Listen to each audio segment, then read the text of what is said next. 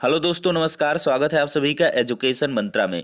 आज है 3 नवंबर और 69,000 से रिलेटेड जो भी अपडेट्स होंगे आप सभी को प्रोवाइड की जाएंगी। सबसे पहले तो उत्तर कुंजी मामले की सुनवाई सुनिश्चित है, क्या कुछ संभावनाएं, इस पर चर्चा होगी। और सप्लीमेंट्री लिस्ट में 69,000 शिक्षक भर्ती का रिजर्व ऑर्डर लिस्टेड होने की पूरी उम्मीद है कि आज की जो सप्लीमेंट्री होगी उसमें मामला जो है मेंशन हो जाएगा और कल की तारीख में सुनवाया भी जा सकता है। और वायरल वीडियो से हड़कंप मचा हुआ है।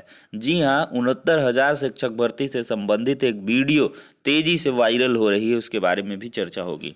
तो वन बाय वन हर एक अपडेट को यहाँ पर डिस्कस करेंगे। वीडियो को लाइक एंड शेयर कर दें और चैनल पर नए हैं तो सब्सक्राइब करके बेल आइकन को भी प्रेस कर दें, जिससे कि लेटेस्ट वीडियोज़ की नोटिफिकेशन मिलती रहे। दोस्तों, जो टेट सीटेट एचटेट की प्रिपरेशन कर रहे हैं उनके लिए खुशखबरी है।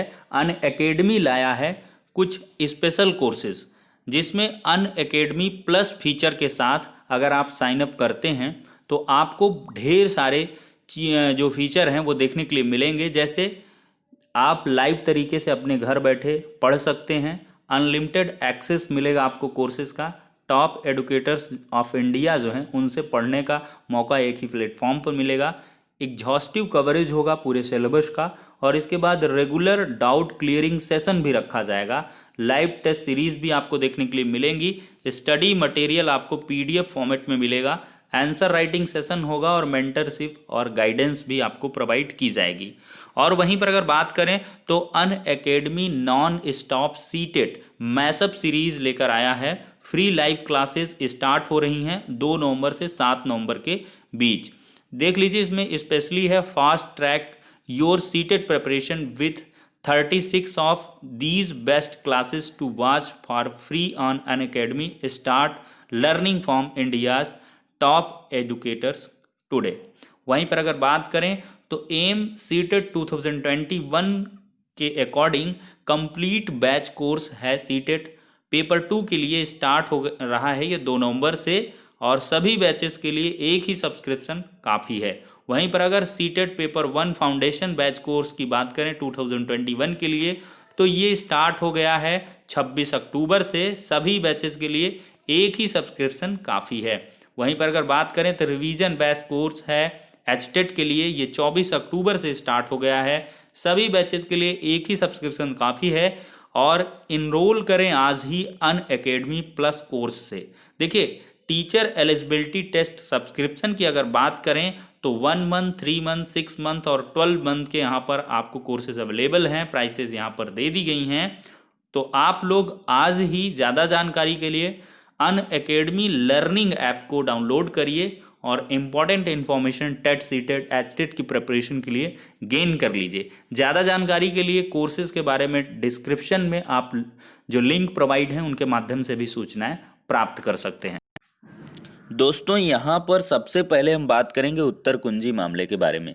देखिए, उत्तर कुंजी मामला क्या है, जस्टिस पंकज कुमार जायसवाल जी के द्वारा काफ़ी लेंथ तक सुना गया था, लेकिन यहाँ पर उनके रिटायरमेंट के बाद से नई बेंच कॉन्स्टिट्यूटेड हुई। पंकज मित्तल जी अब आए हैं, अब उनके द्वारा कहीं ना कहीं नए सिरे से मुकदमा सुना जाएगा। एक बार उनकी बेंच में मामला लिस्टेड हुआ था जिस पर लंबी डेट मिली थी। अब कल की डेट में कल ये मुकदमा लिस्टेड हुआ था आज के लिए, तो आज इसकी मामले की सुनवाई भी सुनिश्चित है। और इतने ज़्यादा केसेस नहीं है कि मामला जो है नहीं सुना जाएगा, ये 100% सुना जाएगा। तो दोपहर तक ये मामला लगभग टेकअप हो जाएगा और जो भी जैसी भी अपडेट निकल के आएगी आप सभी को प्रोवाइड की जाएगी।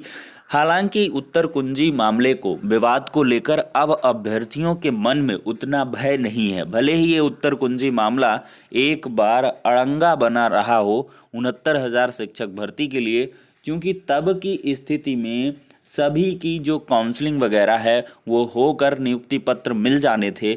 लेकिन जब ये उत्तर कुंजी मामला एक प्रकार से अड़ंगा साबित हुआ 69,000 के लिए, तब से सुप्रीम कोर्ट में भी फिर बहुत सारे नए नए मोड़ आते गए और जिनका परिणाम ये रहा है कि 31,000 को सिर्फ नियुक्ति पत्र मिला है, जबकि उससे भारी संख्या 37,000 अभी भी प्रतीक्षारत है। तो ऐसे में आज ऑर्डर भी आने की पूरी संभावना है। वो है अंतर जनपदीय तबादला का ऑर्डर। वो जो ऑर्डर है वो कहीं ना कहीं 69,000 शिक्षक भर्ती में चयनित 31,277 के बाद जो 37,339 होंगे उनके लिए खासा महत्व रखता है। क्योंकि अगर वो जारी हो जाएगा ऑर्डर, तो उससे जो अंतर जनपदीय तबादले की प्रक्रिया है वो एक प्रकार से एकदम से पटरी पर आ जाएगी। हम भी चाहते हैं कि ये जल्दी से जल्दी आज जो ऑर्डर है वो आ जाए और 2 से 4 दिन 10 दिन में ये अंतर जनपदीय तबादला भी हो जाए। क्योंकि इससे क्या होगा, कहीं ना कहीं पदों की मतलब व्यवस्था करनी पड़ेगी हर एक जनपद में, और वो कहीं ना कहीं 37,000 के स्कूल अलॉटमेंट को प्रभावित करेगा। तो काफ़ी महत्वपूर्ण है, आज ऑर्डर भी आने वाला है। आज की तिथि में अजीत कुमार जी जज साहब के द्वारा सुनाया जाएगा। देखते हैं क्या कुछ आदेश रहता है अंतर जनपदीय तबादले के बारे में। और अब बात कर लेंगे हम सुप्रीम कोर्ट से ऑर्डर के बारे में। देखिए, सुप्रीम कोर्ट का जो ऑर्डर है वो 4 नवंबर की डेट पे आ सकता है। कल ट्रिपल बेंच है। हालांकि आज की सप्लीमेंट्री जो थी, मतलब कल की जो सप्लीमेंट्री आज के लिए जारी हुई, उसमें कहीं भी 69,000 का कोई मुकदमा मेंशन नहीं है। लेकिन कल 69,000 मुकदमे के लिस्टेड होने की पूरी संभावना जताई जा रही है। आज देर शाम तक सप्लीमेंट्री लिस्ट जारी हो जाएगी। देर शाम तक आपको पता चल जाएगा कि 69,000 का मुकदमा कल के लिए लिस्टेड है या नहीं। अगर लिस्टेड होता है तो कल ही ऑर्डर आएगा। अगर नहीं लिस्टेड हो पाता है तो फिर आपका 6 नवंबर का जो इंतज़ार है वो करना पड़ेगा। फिर 6 नवंबर को ही ऑर्डर आ पाएगा, और 4 या 6 को पूरी की पूरी संभावना है या कल ही आ जाएगा ऑर्डर, नहीं तो फिर 6 को आ जाएगा ललित साहब के अकॉर्डिंग, जो कि ललित साहब ने कहा था नेक्स्ट वीक में। और उसके लिए ट्रिपल बेंच भी बनी है, तो इस वजह से भी हम कह सकते हैं कि कल की डेट में लिस्टेड हो जाना चाहिए। जो भी इंफॉर्मेशन होगी शाम तक आपको हम प्रोवाइड कर देंगे। अब दोस्तों यहाँ पर हम वायरल वीडियो के बारे में बात करेंगे। देखिए, कल की तिथि से एक वीडियो काफ़ी तेज़ी से वायरल हो रही है, जो कि कहीं ना कहीं कानूनन जुर्म भी है।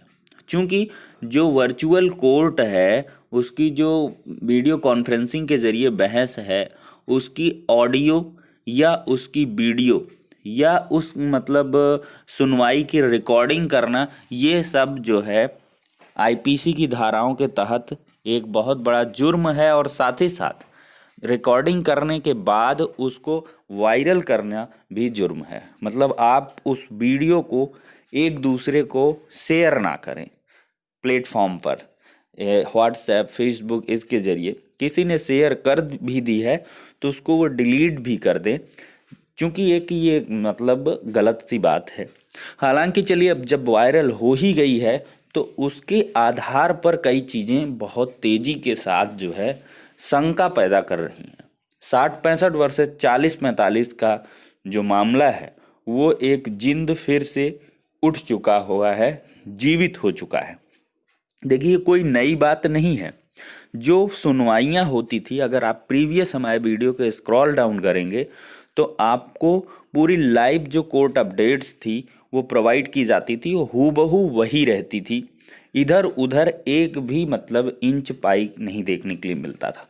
और वही कुछ चीज़ें आपको समाचार पत्रों में भी देखने के लिए मिली होंगी, जिसमें क्या है कि माननीय जस्टिस ललित साहब का एक कमेंट था कि क्वालिफाइंग मार्क्स जो 60-65 हैं, कहीं ना कहीं शिक्षा मित्रों के लिए ये हाई हैं, काफ़ी ज़्यादा हैं। तो इसके बारे में एक आपने मामला सुना होगा, ठीक है। तो ये सारी की सारी बातें आई थी, और उस वीडियो में भी इसी प्रकार से ललित साहब के द्वारा कमेंट किया जा रहा है कि जो 60-65% क्वालिफाइंग मार्क्स का पैरामीटर आपने सेट किया है, तो वो आखिरकार आफ्टर एग्जामिनेशन ही क्यों आपने विद इन 1 डे सेट कर दिया। 6 को एग्ज़ाम लिया, 7 को सेट कर दिया, और ऐसा आखिरकार आपने क्यों किया? क्या ऐसी ज़रूरत थी? और दूसरी बड़ी बात कि मिनिमम का पैरामीटर क्या है आपके अकॉर्डिंग? क्योंकि minimum should be minimum. Minimum का मतलब ये है कि न्यूनतम होना चाहिए, और मैक्सिमम ये लगभग लग रहा है। क्योंकि उन्होंने ये भी एग्जाम्पल दिया है कि अगर 1 महीने पहले आप क्वालिफाइंग मार्क्स को बता देते तो जो 45 या 50%, मान लिया कोई 50%, 48% का उन्होंने जिक्र किया है, 48% मार्क्स गेन किया है, वो 40-45% जो प्रीवियस पैरामीटर था उसके अकॉर्डिंग वो पास आउट था। लेकिन जब आपने कहा कि नहीं ये तो 60-65 है, तो ऐसे में तो एक्सक्लूडेड हो गया, वो सीधे से बाहर ही हो जाएगा रिक्रूटमेंट प्रोसेस से। हालांकि ये जो एग्ज़ाम है ये टीचर बनने में जो है एक चरण जैसा है, एक स्टेप है, कोई ऐसा नहीं है कि ये क्वालिफाइंग एग्ज़ाम है। क्वालिफाइंग एग्ज़ाम तो है नहीं, इसकी पूरी की पूरी सबकी मेरिट बननी है। एकेडमिक्स भी लिए जा रहे हैं, एग्जामिनेशन के भी मार्क्स जुड़ेंगे, और फिर जो अगर शिक्षा मित्र हैं तो उनके वेटेज भी काउंट होंगे, फिर इसके अकॉर्डिंग फाइनली मेरिट बनेगी, तब जाके रिक्रूटमेंट डिसाइड होगा।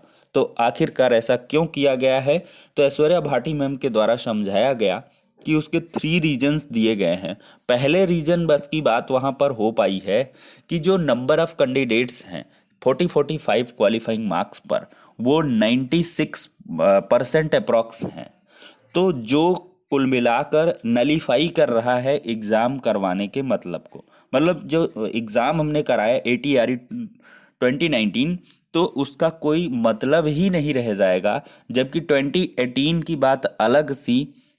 तो इस पर जज साहब ने ये भी कहा है कि आखिरकार आपको कैसे पता कि जो एग्ज़ाम है तो इसमें नंबर आप पास्ट कैंडिडेट 96% अप्रॉक्स हैं, क्योंकि आपने एग्ज़ाम के जस्ट एक दिन बाद डिसाइड किया है 60-65%, जो कि कहीं ना कहीं ये स्वयं में विवादास्पद है कि आखिरकार एक दिन बाद कैसे आपको पता चल जाए कि 60-65 पर इतने पास हो जाएंगे, जो कि तर्क फीबल रहा है।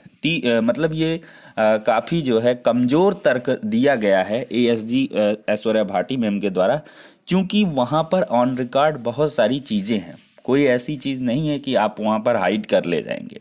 ये तो एकदम कटु सत्य है कि एक दिन बाद से नहीं पता होगा किसी को, नंबर ऑफ अपीयर्ड कैंडिडेट्स ही पता हैं कि 4,13,000 जितने भी हैं समथिंग, तो वो मतलब इतने अपीयर हुए हैं, लेकिन पास कितने हो रहे हैं ये किसी को नहीं मालूम था। तो ये बात भी पकड़ी थी जज साहब ने। फिर उसके बाद की बहस एक्सक्लूडेड है उस वीडियो में, तो कहीं ना कहीं अभ्यर्थियों के मन में भ्रम की स्थितियां बन रही हैं। देखिए, इसके बाद के तर्क ये भी दिए गए हैं, nature of examination, paper pattern के बारे में बताया गया। नेचर ऑफ एग्जामिनेशन जो है वो ऑब्जेक्टिव है, जो प्रीवियसली वाला था वो कहीं ना कहीं डिस्क्रिप्टिव था। डिस्क्रिप्टिव उतना ज़्यादा तो नहीं कहा जाएगा, वेरी शॉर्ट आंसर टाइप ही क्वेश्चंस थे, लेकिन वहाँ पर लिखकर जवाब देना था, और वहाँ पर कोई ऑप्शन अवेलेबल नहीं थे, कोई भी ऑप्शन नहीं था कि आप ऑप्ट कर सकते हैं, 2 या 4 ऑप्शन रहे हों। तो वो कहीं ना कहीं पेपर पैटर्न भी उसके लिए काफ़ी ज़्यादा, और इसमें जो है जो नंबर ऑफ क्वेश्चंस को अटेम्प्ट करना आसान होता है, और कहीं ना कहीं नेगेटिव मार्किंग भी नहीं थी। तो अगर आपने ऐसे ही कुछ नज़रअंदाज भरे हैं तो आपके मतलब उस तरह के भी जो मतलब क्वेश्चन है वो सही हो सकते हैं। इस पर भी कमेंट जज साहब ने किया था कि जो ऑब्जेक्टिव इन नेचर एग्ज़ाम है उस पैटर्न पर अपने आप को मतलब जवाब देना ज़्यादा सहूलियत भरा होगा। तो कहीं ना कहीं ये उससे तो अपग्रेडेड होना ही चाहिए। मतलब 2018 में जो एग्ज़ाम हुआ उसमें 40-45 रहा डिस्क्रिप्टिव वाले में, इसमें उससे तो ज़्यादा होना चाहिए। तो कहीं ना कहीं सभी चीज़ें आई हुई हैं, वो थोड़ी सी मतलब डिस्कशन का वीडियो है, पूरा का पूरा वीडियो अगर देखेंगे उसमें फिर क्वालिटी पॉइंट और इसके बाद भारांक पर भी डिस्कशन हुआ। भारांक का कोई बात ही नहीं हुआ है वहाँ पर। बाद में एडवोकेट्स के द्वारा कहीं ना कहीं जो एक्सपीरियंस के आधार पर वेटेज दिया गया है उसके चार्ट को भी समझाया गया है कि किस प्रकार से भारांक अगर शिक्षा मित्रों का मिलेगा तो कैसे ये सारे के सारे शिक्षा मित्र इन हो जाएंगे, और कहीं ना कहीं जो 60-65% क्वालिफाइंग मार्क्स पर कैंडिडेट उत्तीर्ण है वो बाहर हो जाएगा। तो ये सारी की सारी चीज़ें भी बताई गई हैं। 8018 शिक्षा मित्रों को भी कंसीडर करते हुए बताया गया है कि ऐसे कैंडिडेट पहले, और ये भी तर्क दिया गया है कि कोई भी एग्ज़ाम होता है तो इसके चूंकि मार्क्स मेरिट में जुड़ने थे तो कोई अपने आप को कम करके नहीं बैठेगा, इसमें उसने मैक्सिमम परफॉर्मेंस दी हैं। इस प्रकार की बहुत सारी वीडियो हमारे द्वारा बताई गई हैं, समझाई गई हैं। उसमें डिवीज़न बेंच के कई सारे ऑर्डर, जो भी सुप्रीम कोर्ट के ऑर्डर थे जिनको मेंशन किया गया, उनके बारे में भी चर्चा हुई है कि किस प्रकार से जो मतलब नियोक्ता है वो अपने मतलब चयन के लिए पैरामीटर्स को बाद में भी चेंज कर सकता है, सेट कर सकता है। सिर्फ पब्लिक वेलफेयर की भी वहाँ पर बात आई है कि जो मेन यहाँ पर देखिए सबसे बड़ी बात, जो टॉप मोस्ट सीनियर एडवोकेट रहे हैं बीएड लीगल टीम की तरफ से, उनके द्वारा भी ये सबसे बड़ी बात कही गई है कि यहाँ पर जो असल मुद्दा है उनकी तो यहाँ पे बात ही नहीं हो रही है। स्पेशली 6 to 14 ईयर्स के स्टूडेंट्स को तो दरकिनार ही रखा जा रहा है, उनका भविष्य डिसाइड होना है, उनके फ्यूचर का सवाल है। तो आप 60-65% वाले से पढ़वाना पसंद करेंगे कि 40-45% वाले? तो अमूमन सी बात यह है कि जो 60-65 वाला कैंडिडेट है उसने ज़्यादा क्वालिटी पॉइंट यानी कि गेन किए हुए हैं। ये सारी चीज़ें भी बहुत डिस्कशन के अंतर्गत आई हैं। एक ही मैंने हमेशा से कहा है कि कमज़ोर बिंदु है कि आफ्टर एग्जामिनेशन क्वालिफाइंग मार्क्स को क्यों डिसाइड किया गया है, यही सबसे कमज़ोर पॉइंट है। अदरवाइज कोई भी पॉइंट 60-65 के विपक्ष में नहीं है, सारे पक्ष में आ रहे हैं। तो ऐसे में जज साहब का देखना होगा क्या कुछ डिसीजन होगा, लेकिन उस एक वीडियो मात्र से आप लोग पूरे निर्णय को समझ ना लें या माइंड सेट ना कर लें, और 1 से 2 दिन का इंतज़ार करें। आज से कल तक में आपको ऑर्डर खुद ही देखने के लिए मिल जाएगा, उसमें सारी की सारी चीज़ें आपको समझा दी जाएंगी, बता दी जाएंगी। और फिलहाल के लिए इतना ही, जो भी मेरे अकॉर्डिंग हो चुका है मैंने उसके आप लोगों के समक्ष रख दिया है। नेक्स्ट वीडियो में मिलते हैं।